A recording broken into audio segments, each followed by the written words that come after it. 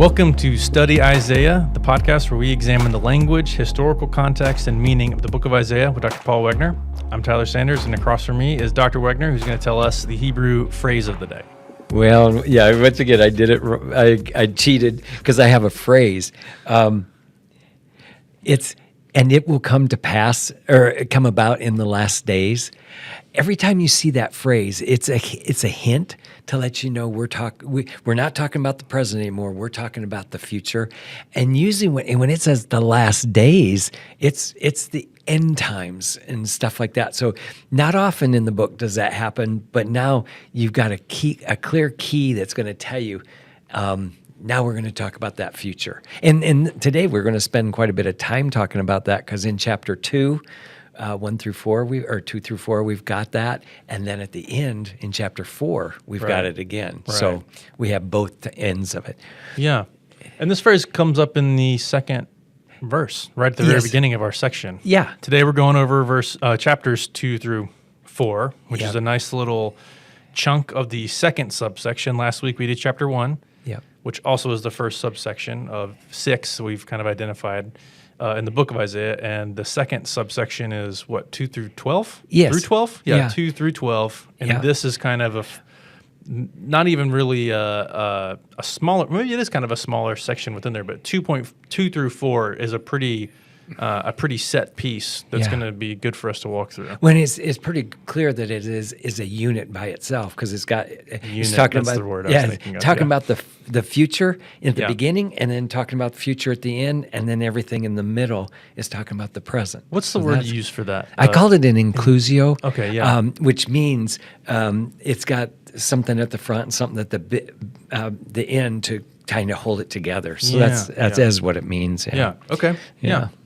Well, you ready to get into the text? Oh, yeah. And let me show you one other thing. Remember we had those introductions? See, that's how we know. That the subsections, right? Yeah. That's how we know that chapter 2 goes all the way to chapter 12 because it then has that new introduction. In 13. Uh-huh. Yeah. Yeah. Okay. And we'll see it in chapter 2. We'll see this introduction right away. Yeah. So that'll help us. That's really good. All right, if you look at chapter 2, verse 1, the word which Isaiah the son of Amos saw concerning Judah and Jerusalem. It's funny, every time Isaiah is mentioned in these introductions, he gives this whole title, Isaiah the son of Amos. And so it's interesting. We talked the first time that that's not Amos in the Bible. It's a different person, okay? But it gives this whole title, and then it tells concerning Judah and Jerusalem. Well, okay, we pretty much knew that's what it was going to be, so why are you bringing it up again? That's what you said last time. Yeah, right. It's very similar, actually, to the first one. So that's why I think it's a clear unit that's actually telling us we've got a new introduction here. Now, in the first section, the first chapter with that introduction, you also get a little bit more information about timing, I think, or the date, right? You have like the kings or the reigns and everything like that. This one is a little bit more vague. Generic. Yeah. Generic. Generic's a better word, probably. Yeah. Well, it's telling us it's an introduction, but it's not telling us the date anymore. Okay. And remember, just like all the other prophets, the date was always at the beginning, and that so it follows very similar to those other prophets too. Okay. Yeah. Yeah. So that's good. Okay. Well, let's get into the text. Okay. Now, the introduction is there. We don't really need to go into it very much. But if you'll look at this is the structure.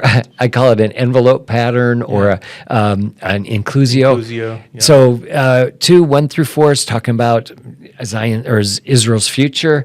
And then 2 through 6 is talking about Israel's future again.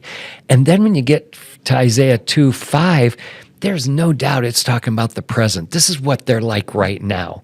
So it gives you that contrast. Here's what Israel could be or one day will be with God's help. But in the present, they're really not there. Yeah. And they're pretty despicable. Yeah, it's rough. Yeah. It's really rough. All right. Well, let's see what it says. In the last days, the mountain of the house of the Lord will be established as a chief of the mountains. I thought that was kind of interesting. I don't know if you remember, but last time we talked about Zion, Mount Zion being on a hill, but the mountains around it are even bigger. I mean, Mount Scopus, which is to the north of Zion, Mount Zion, is even higher. So it's even higher. So this is not at least I don't think it's a literal thing. I think it's talking about its importance, about it being lifted up, and people are going to stream to it. So contrary to nature, that's not what would be happening. Yeah. God's going to do this. So the nation is going to be so lifted up and exalted that nations are going to want to come. I thought that was an interesting point you made in the commentary, this idea of stream or flow, because water would flow down a mountain, and away from a mountain, really. Exactly. And not, I think that does play into this idea that it's figurative. It's about importance, because it's like everything's moving back up towards the mountain. Yeah. It's going to be a place of influence, maybe. Yeah.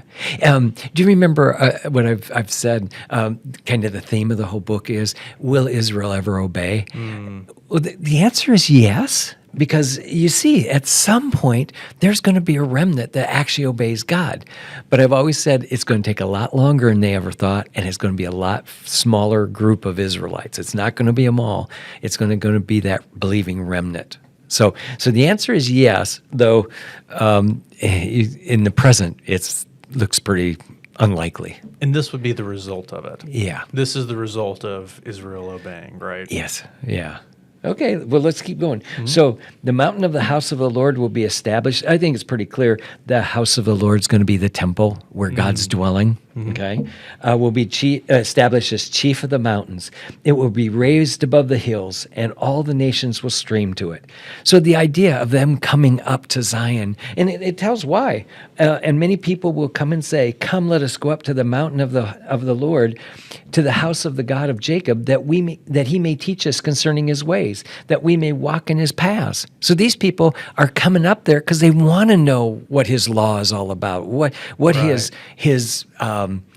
what's his kingdom going to be like? So they're coming because they want to see it. So that's something's happened, right? I mean, people don't want to usually come to Israel to see what's going on there. This is going to be a new time when God is going to expand His kingdom, and they're going to want to know it. Yeah. So it's going to be public. Yeah. The people will be attracted to this. Yes. Right? Yeah. I think that's the good word. They're attracted. They're wanting to come. Yeah. All right. That we may walk in His paths. For the law will go forth from Zion, and the word of the Lord from Jerusalem. He will judge between the nations, and He will render decisions for many peoples. And notice that's plural, many peoples. So that means not just Israel. And they will hammer their swords into plowshares, their spears into pruning hooks. I don't know if you know what a plowshare is, do you? I mean, that's not something we usually... Assuming it's something to do with plowing. Probably for cutting up the ground. Yeah, and almost certainly it's that part. It's like the blade. The blade, So they're making it because they're not going to need them anymore. So they're going to make them into tools that are useful for them. Okay, and that spears into pruning hooks. My understanding is that those would be like curved things that when you stuck them up on a vine, you could pull it and cut off. Down. Yeah, cut off the branches that you wouldn't need, because as it gets trimmed, it can grow more and better. So that's what they're doing. So they're making these tools these weapons into tools that they can use. So obviously they're not going to need them anymore if they're going to do that. Yeah, right. So that's giving us a hint of the time of peace it's talking about. So it's talking about nations wanting to come to hear what this God is saying, so that they can follow His laws and follow His commandments, and then it's going to be a time of peace. So that gives you a real clue of what this time is going to be like. Yeah. And in chapter 4, we'll give you even more.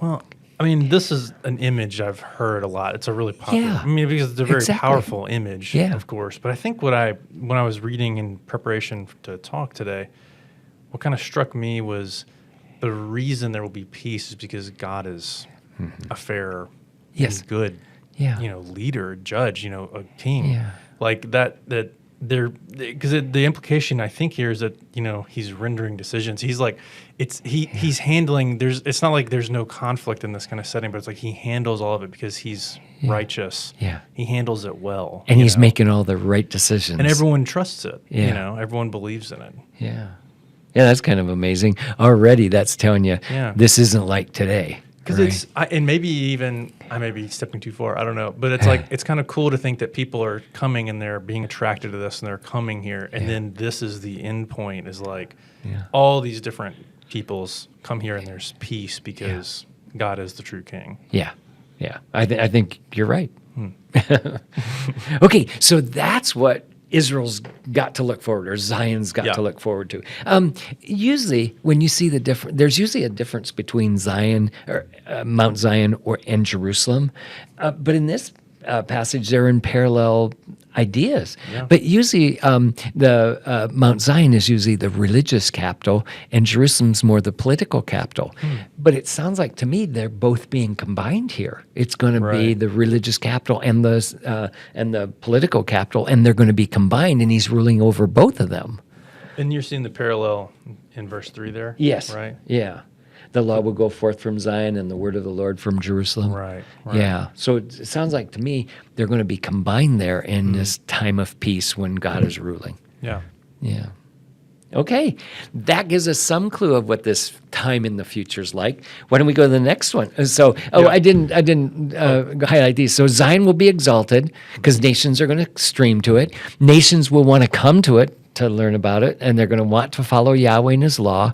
Yahweh will judge between the nations, and it'll be a time of unprecedented peace. So that's kind of a summary of what those verses are telling us. Okay? Then I put this in here because we're talking about a time, when it says in the future, it's talking about a time way beyond this. I even think the return from Babylon, if anything, it's only a little picture of this, but it's got to be beyond that even. So that's given us some clue. I wanted to make sure you guys knew that when we're talking about important dates in Isaiah, several times it goes into that far distant future to talk about what God's going to be doing there. And this is one of those times. This is an ultimate kind of end point. Yeah. Okay, I want to make sure you knew that. Yeah. All right, now in chapter 4, why don't we read that? So let's go in our passage. And it's not chapter 4, verse 1. I actually think that's the worst chapter division in the Bible. It does seem kind of... What was the guy thinking, right? It is a little weird. Yeah, when we get to that other part, we'll see that. Yeah. But if you look at verse 2, in that day, so that's making it real clear. It's connecting it with that end time kind of thing. Days, yeah, okay.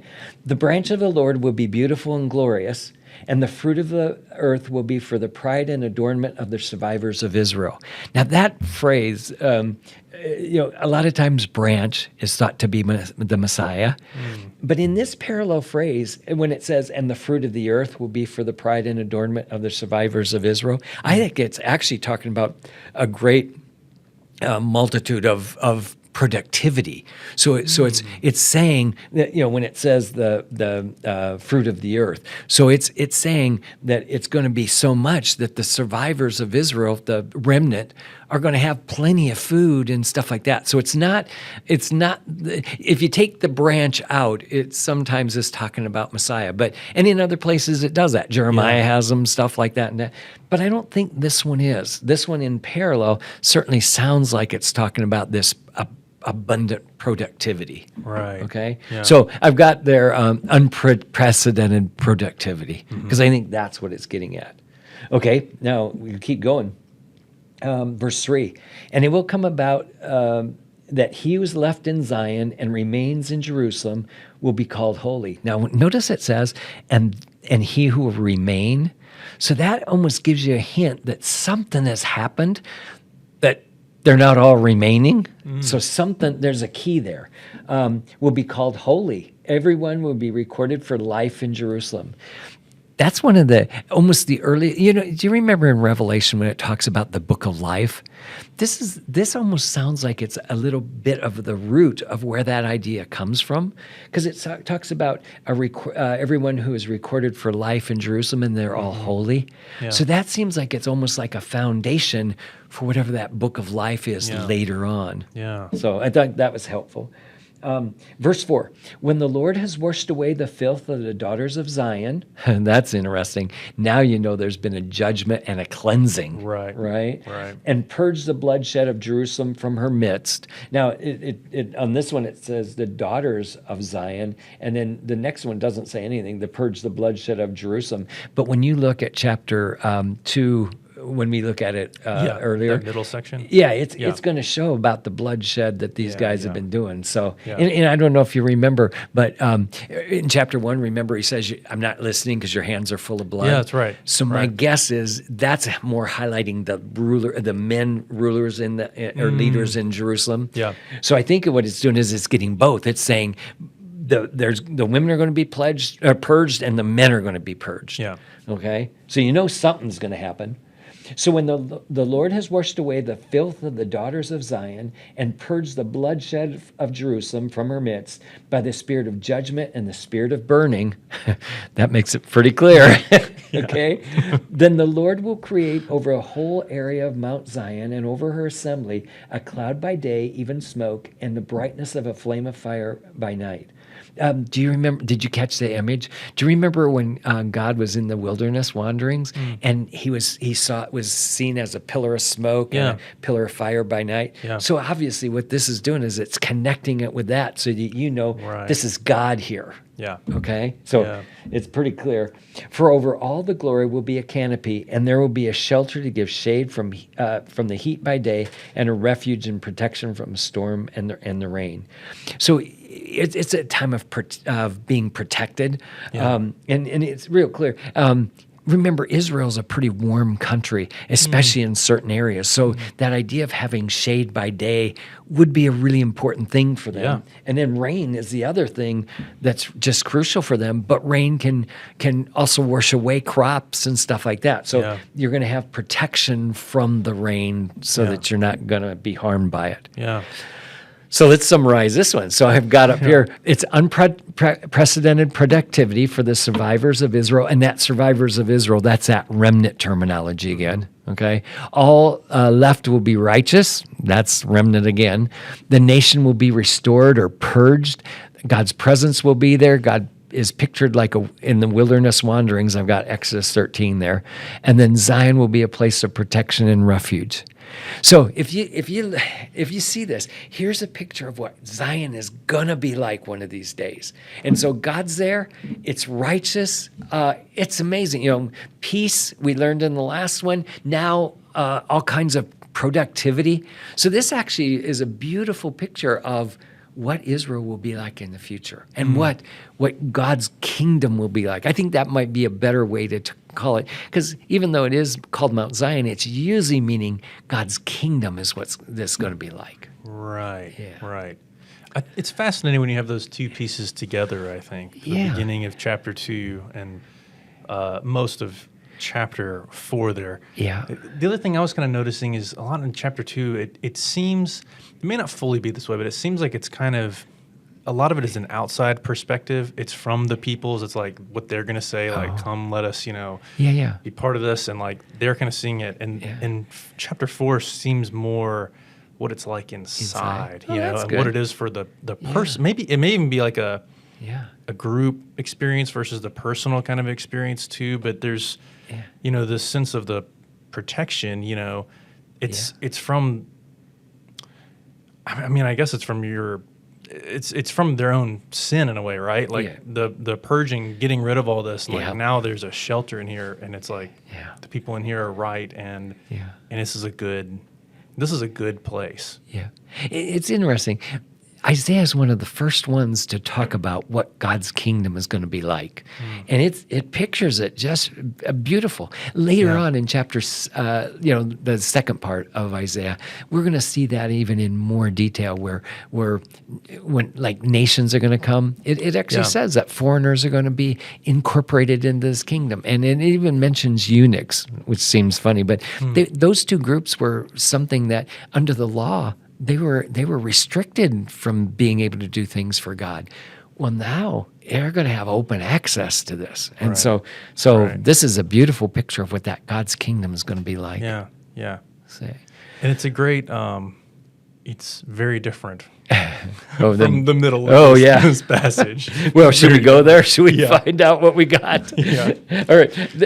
I think one of the ways to help us kind of, because it's a lot of verses, but I think one of the ways to help us pull it together is that there's this word "ki" in Hebrew that means for. And it's going to be scattered throughout. So I've got my first one in verse 6. So once it starts in verse 5, so we're talking now about the middle section, and the middle section is talking about the present. Okay, so it says, "Come, let us come, house of Jacob, let us walk in the light of the Lord." That's like a statement because they're not doing that. That's why I've made the division here. These guys are anything but walking in the way of the Lord. Right. Because it says, "For you have abandoned your people, the house of Jacob." Well, God had to abandon them because they were so wicked. Remember in chapter 1 how it says how he had beaten them and all that? Yeah. Well, and there's no place left to beat them because they've been punished so much or disciplined so much. Well, here it's saying, look how bad you guys are. "For you've abandoned your people, the house of Jacob, because they are filled with influence from the east, and they are soothsayers like the Philistines. They strike bargains with the children of foreigners. Their land has been filled with silver and gold. There's no end to their treasures. And their land has also been filled with horses, and there's no end to their chariots." Now, God's not against wealth and horses and chariots, but they've been relying on these rather than God to protect them. So they're trying to build up their armies when God says, that does no good. I'm the one that can protect you. Why don't you just come to me? Right. So that's what's going to go on here. Their land has been filled with idols. So no wonder God abandoned them. They're despicable. Yeah. Like that child that had been beaten in chapter 1. They've been disciplined and disciplined and disciplined, and they still don't get it. Yeah. Yeah. All right. They worship the work of their hands and what their fingers have made, so that the common man has been humbled and the man of importance has been abased.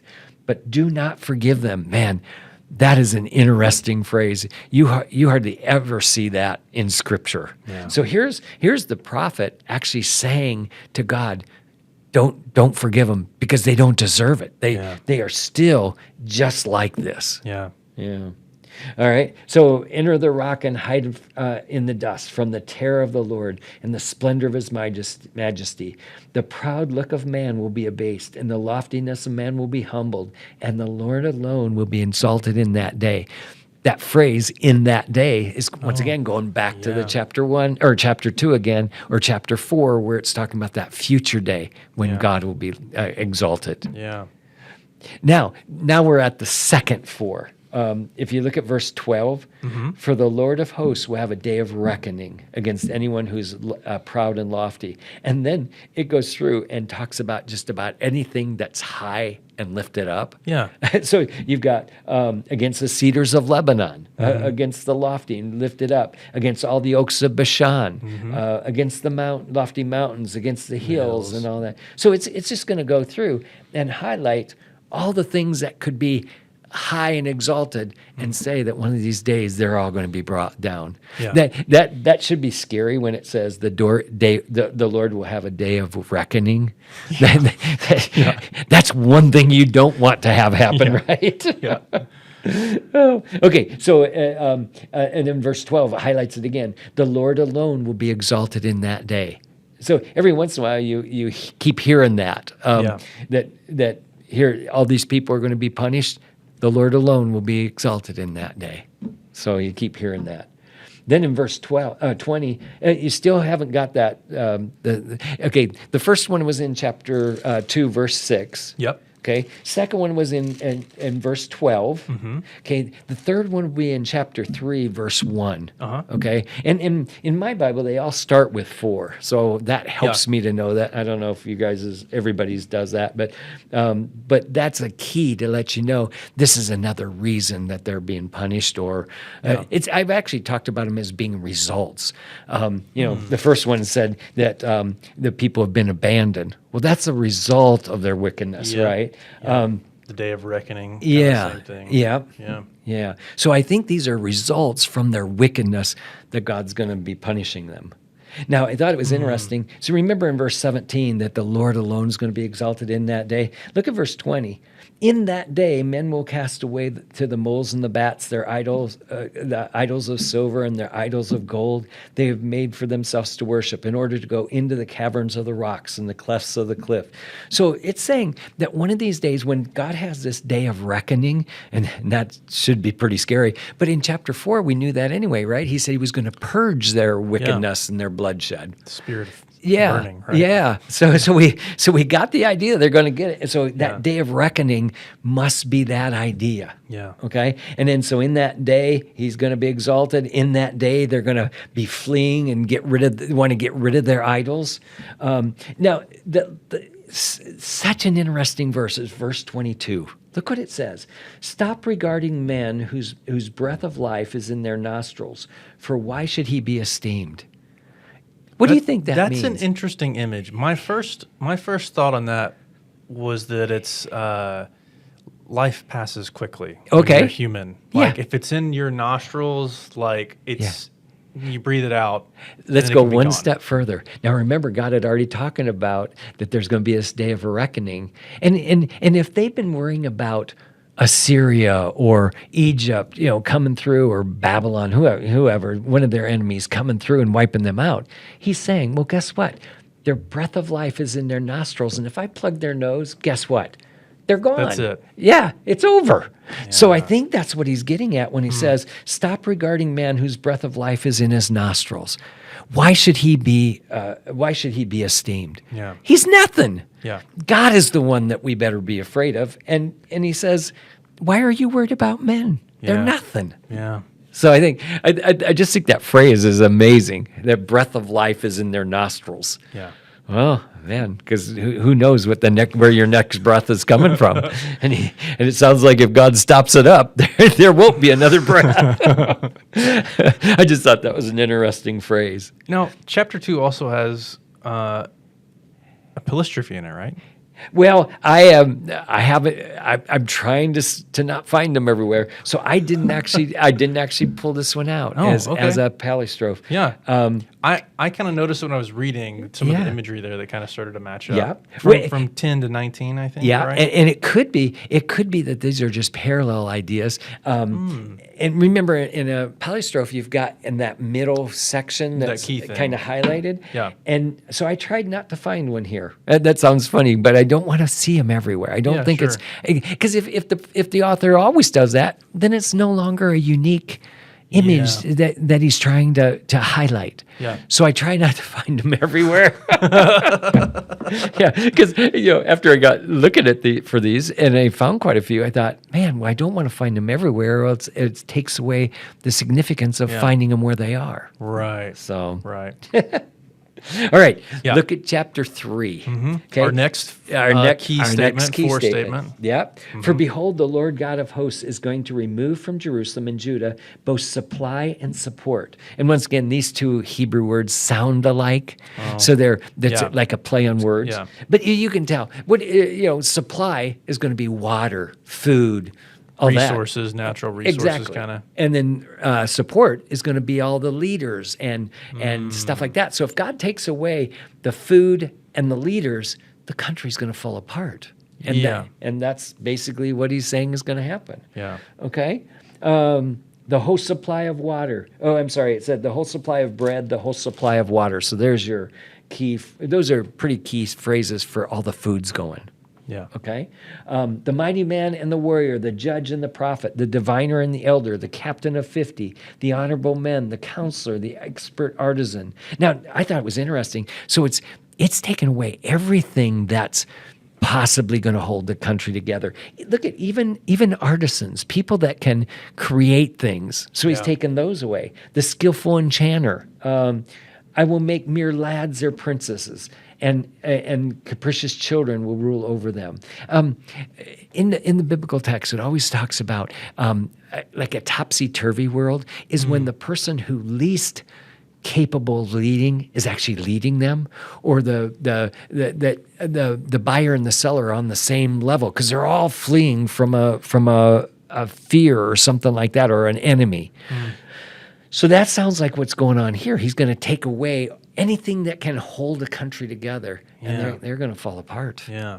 Yeah. So food and all these leaders are going to go. And even and it keeps going. The youth will storm against the elder, the inferior against the honorable. A man who will lay hold of his brother in his father's house, saying, "You have a cloak; you shall be our ruler." And these ruins will be over your under your charge. That's like a joke.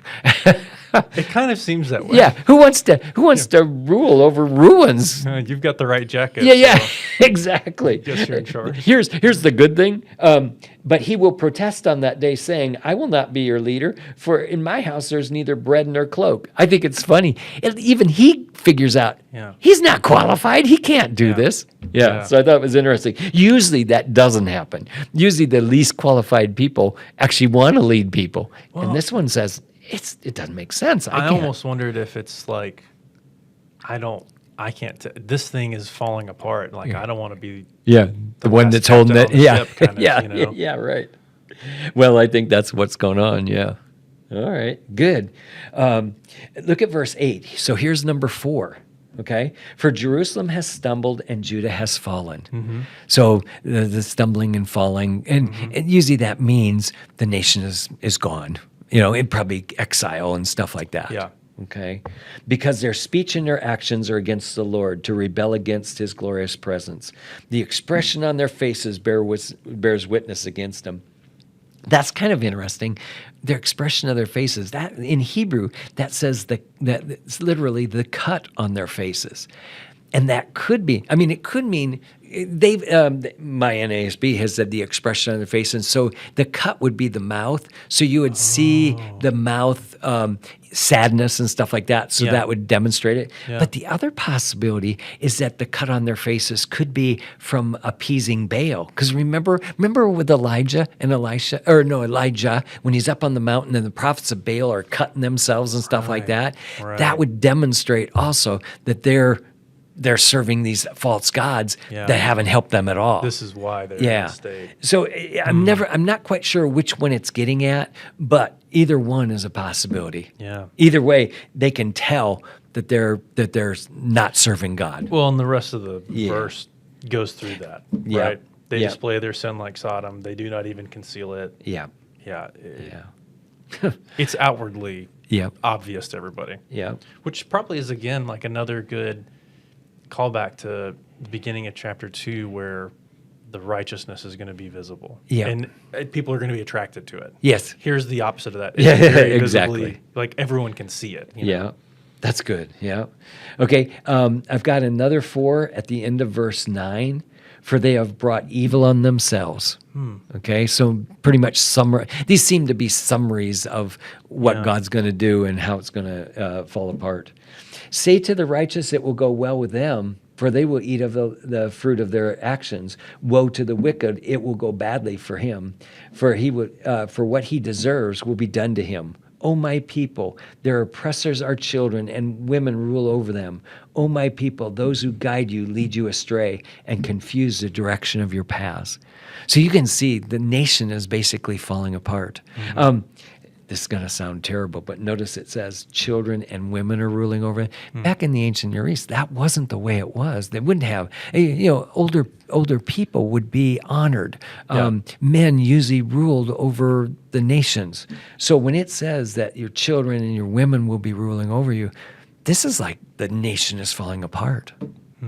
So all of that up, and it's building to a climax. You saw all these things are going to happen. These are the results of their sin. I have a question about that when we get there. Let's finish through chapter 3, and I'll see if I can tie this question back in. Okay. Look at verse 13. And I actually believe this is the climax. So on these in this passage between here, you've got the men in chapters 2:5 through about chapter 3:12 who are going to be punished by God. And then starting after this passage, when you get to verse 16 of chapter 3, now you've got the women being punished. So you've got both, and that's really sad, both people. So that'd be virtually everyone in society is wandering away from God. Okay, so that gives you one clue on just how bad it is. Yeah. Okay? Yeah. Now, look at verse 13. The Lord arises to contend and stands to judge the people. The Lord enters into judgment with the elders of his people. It is you who have devoured my vineyard. That's kind of interesting because that vineyard is talked about in chapter 5.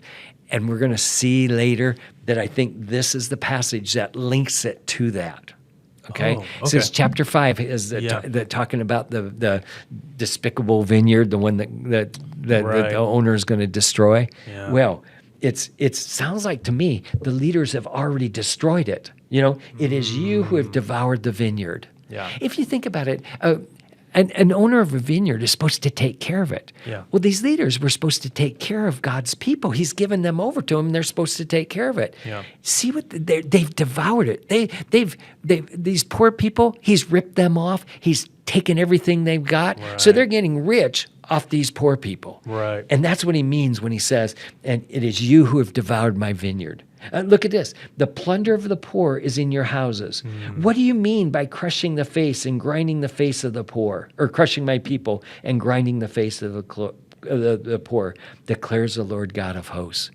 That's kind of interesting. Look at that title. That's Yahweh, Lord, right? But then God of hosts, that means he's the one that controls the heavenly hosts or the angelic hosts or whoever's out there. He's controlling them. I would be scared to death if I just had that ringing judgment against me, and then it's from the Lord of hosts that's giving that. Right. So it sounds like, remember in chapter 1, I talked about this being like a law court scene, and God's calling the heavens and the earth. Well, here's part of it again, and you see him saying, okay, here's the charge against you. You're going to be punished for this. Mm-hmm. Yeah. So that's the scary part. Okay, now did you want to bring us back to chapter 3? Let's get through chapter 3. I think where I need to. It's the very last two verses. Okay. That I think maybe connected back in. So let's work through it, and then I'll ask my question there. Okay. All right. Look at verse 16. Now we're going to go into the women who are going to be punished. Yeah. Okay. Because the Lord says.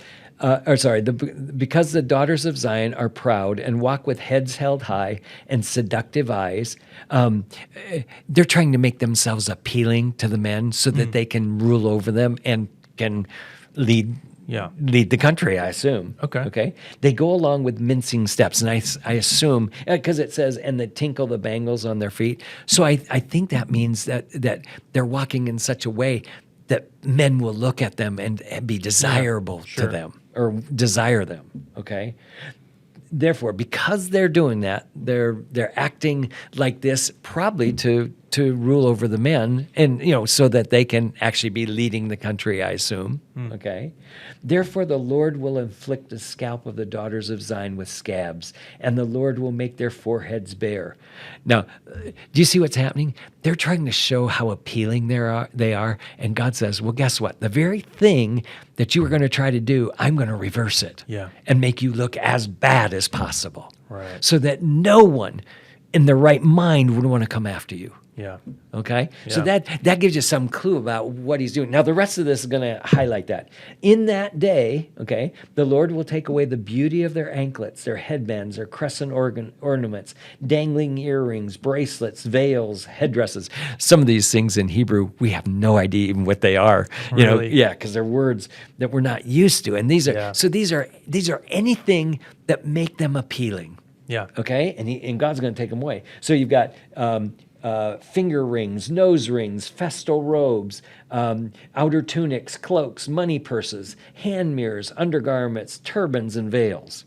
So anything that they would be using to make them look appealing, God's going to take it away. Yeah. And I think they're just heaped on here so that virtually. So if they're taken that way, he's taking away everything, right? So just so you know, he's not just taking away these. It's an image, it's everything. Yeah, and it's hype. It's like piling on all these images to let you know it's everything. Yeah. Okay.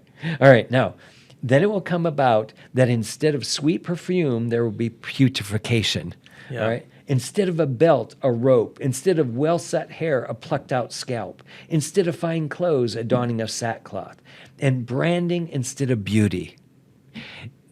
Can you just get a picture of that? Yeah. That's like everything that would cause them to be desirable is now reversed. Complete opposite. Yeah. Yeah. All right.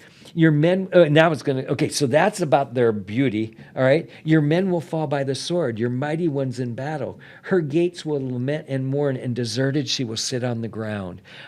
Later on, he's going to talk about the virgin daughter of Babylon and how she thought she was so great, but God's going to take away her men and her beauty and all that, and she's going to go into exile.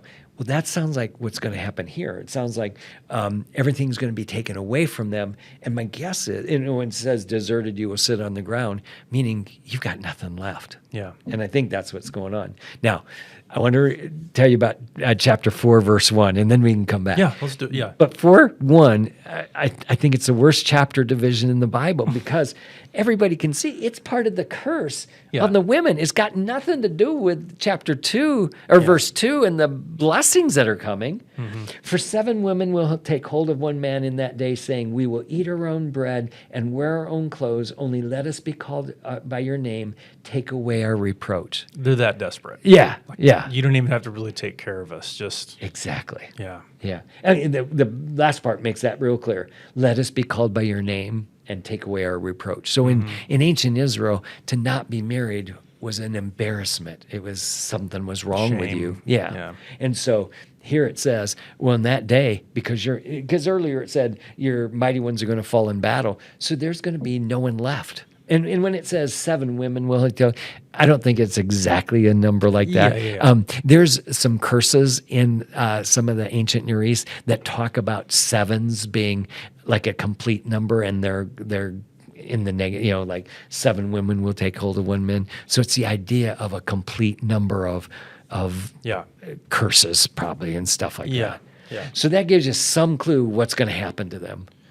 So my question. Okay. I've been waiting. Yeah, you sure have. Sorry. Well, we needed to get through this because I thought 25, specifically verse 25, chapter 3, verse 25, your men will fall by the sword and your mighty ones in battle. Do you think that's connected into why children and women will be leading the nation? It's like I do. The men are wiped out. Yeah. Or they're just evil. Yeah. Maybe. The ones that are remaining kind of are evil or something like that? Or is it more having to do with like they're wiped out, and so the nation is really children and women? I think that's actually it. Because when it says 7 women will take hold of one man. See, there's none left. Yeah. So that means you got so few. And there are going to be a couple men, but they're the dregs of society. They're the ones that didn't go out to battle, that wouldn't fight for it. So these are what's left over after everybody's been wiped out. Yeah. So that lets you know what kind of curse this is. This is like the worst of the worst. Yeah. It's like societal collapse. Yeah. And you saw that.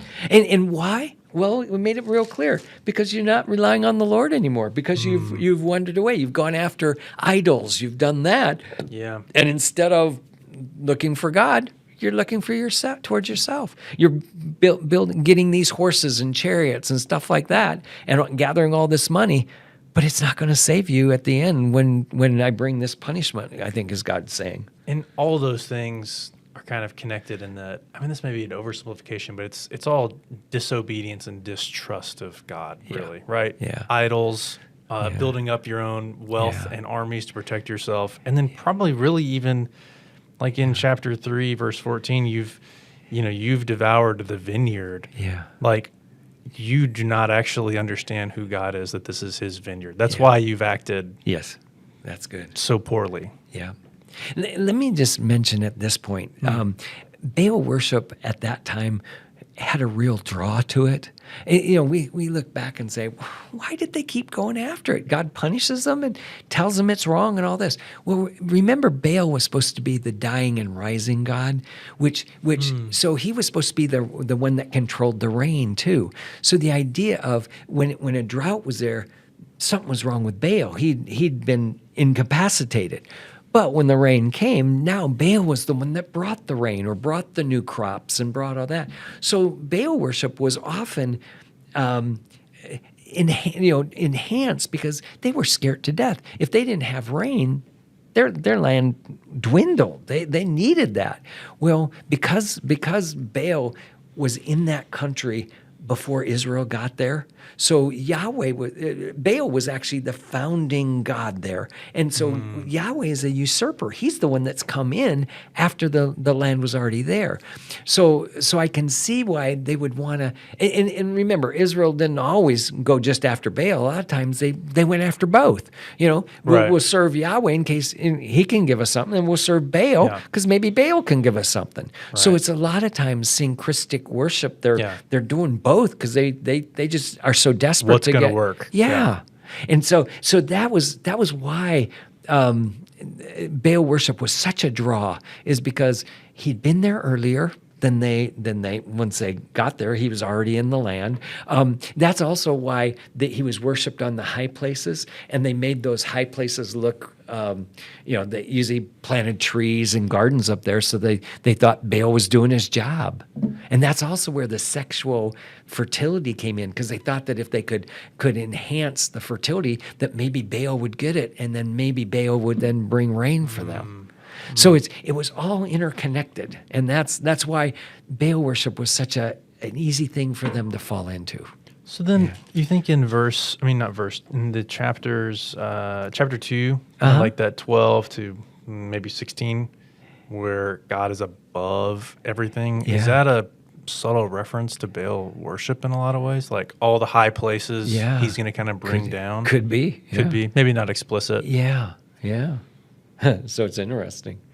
Well, let me just summarize this middle part. Yeah. So you've abandoned your people. So that's talking about God has abandoned Israel, right? Mm-hmm. For the Lord of hosts will have a day of reckoning. That's in verse 12. Oh, the first one is in verse 6.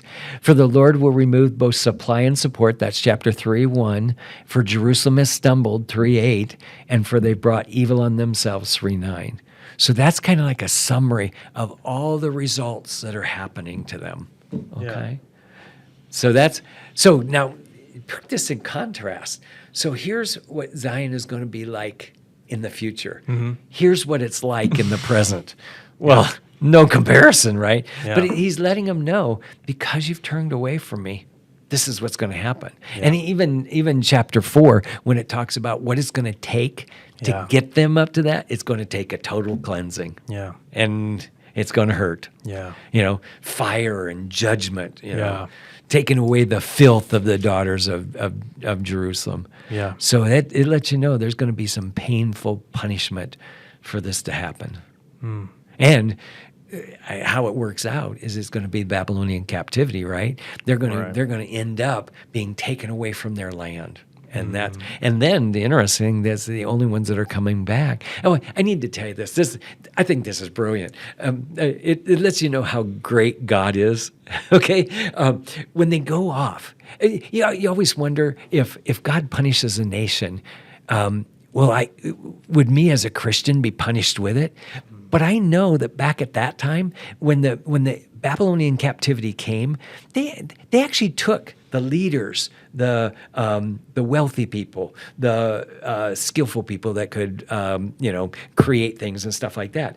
They actually left in the land the poorest of the land, so that because they needed somebody to keep growing the crops and stuff like that. Yeah. So in actual fact, it seems like to me that the ones that deserved it the most got punished the most. They were the ones that were taken away. The wicked people that had ripped off the poor and stolen their land and all that, the poor people had it better off than ever. Yeah. So when God judges, he actually knows who to judge the most. Yeah. And the other people, they actually didn't. They got out pretty much scot-free. Yeah.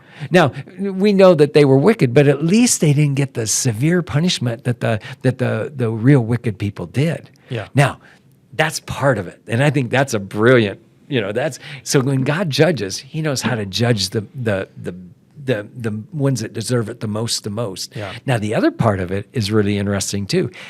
How are you going to get people of Israel that are in Babylon? How are you going to get them to come back? And which ones do you want to have come back? Well, here's what he did. He blessed their socks off when they were in Babylon. So much so that people had lands. Some of them were mayors. Often they would send them to a place that was a ruined tell. A tell means ruin, and some of the names have tell in it. Yeah. And so they sent these people from Israel to those places, and some of them had to lead. So some of those Israelites would become mayors. They'd be part of that. And then they'd been there for 50 years. So they had families, they had lands, they had crops, and they had stuff like that. And to go back, the only thing you didn't have was a temple to serve God. Yeah. Okay? So the only ones that are willing to go back are the ones that are willing to give up all the good things they had in Babylon to actually come back to the land. Yeah. So God actually took the ones that came back and they become the righteous remnant. They're the ones that are willing to give up all that other stuff to go to a ruined city, Jerusalem, and a ruined country and start building the temple again. Yeah. So it's brilliant in my mind. Yeah. If I was going to do it, I'm sure that's not how I would have thought about it. How do you bless these people that so much that they don't want to leave? They've got all these good things, and the only ones that are willing to give those up are the ones that care enough about God that they need a temple, and they want that temple to serve Him. Yeah. My God's brilliant. I can't believe He did that. That's really good. Yeah. So when I realized that happened, I thought, man, that God is amazing. Yeah. That's very fascinating. Yeah. So anyway, we're now through our section, but I think you wanted to ask me why the seam is not here. This is a very fascinating reading through this because I was looking at some of the charts you've created stuff, and we have seams that separate our subsections. Yes. And we've already said in this episode that this subsection goes from chapter 2 to chapter 12. Yep. And here we are in chapter 4 at the seam, almost in the middle of the book, a little bit earlier than the middle of the book. But here we are. So what on earth is that doing? Yeah. And if you look at it, chapter 4 has the wicked are going to be punished. Yep. That was clear in chapter 4. It said that they're going to be purged from the bloodshed and all that and the filth of the daughters of Zion. So you've got the wicked being punished. You've got Zion being restored. It was talking about how they're all going to be, and that there's going to be a remnant that are saved. Yeah. So you've clearly got the seam here, and you go to chapter 12, and it's not there at all. Yeah. And I'm going, what's going on? Yeah. We know the introduction goes all the way to 13, right? Because the 13 has is the new next introduction. So what is this? And we'll look at it more next time. Yeah. But what you've got is I think, a palistrophe that's got from chapter 5 through chapter 12. And it looks like to me that the author didn't want to break that up to put the seam at the end. Because he definitely had already created this structure where you've got in the future what's going to happen, and then in the present what it was like. So you want to get to that future, and I think what's happening is remember I told you about that linking word that it is you that have devoured my vineyard. The only time that a devoured vineyard is even talked about is in chapter 5. So I actually think he's making the link from verse 13 there. To chapter 5 to help you know. Because he already had the structure of the inclusio. Yeah. He already had this palistrophe where he was going to make it either one. Yeah. But he didn't want to break that up. So he makes that linking word to join to the beginning of chapter 5. Yeah. And then you see the palistrophe there. Yeah. And rather than break it up and put the seam at the end, he actually put it in chapter 4 and then made this chapter 5 through 12 a separate unit. Yeah, so it fits a different kind of structural pattern. Yeah. It flows a little bit better for these kind of, the and rules he's remember, kind of dealing with. I don't know when he gave these oracles and stuff like that, but chapter 5 through 12 is probably earlier than chapters 2 through 4, because chapter 5 through 12 are talking about his call. When you get to chapter 6, you got his call. Yeah. So there, it's almost certainly that's one of the earlier things in the book. So I think what happened is that was a unit he wanted to keep together, and so he made that linking jump to it. Yeah. That's cool. At first, I'm thinking, what is going on here? It didn't work at all. Yeah. But because I'd seen it so clearly in the other places, that this one seemed weird. And so I think there's an answer for that. That's good. Well, we can get into more detail on that. Okay. Next episode. And I think that'll be necessary because when you see the palistrophe, you'll see how clear it is. Yeah. That's one of them that I think is the clearest one I've ever seen. Yeah. So Okay. Well, what do we need to do homework-wise? Okay. How can we prepare for next episode? your next chapters, 5 through 12. The whole thing. Yeah. Well, I think you should read it over because it is such an interesting structure. We're going to pull each of the pieces apart, and it'll take us several weeks to do that. But it would be so good if you could see the whole structure. Yeah. So if you could read from chapters 5 through 12 just to get the overview, and then we'll pull it apart and we'll see what the parts are. And what I want to do is show how the like chapter 5 matches chapter 6, or I'm sorry, chapter 12. And I'm going to want to show you that. The first one starts with a song of the vineyard. The only other song in that section is chapter 12, where it's a song of thanksgiving.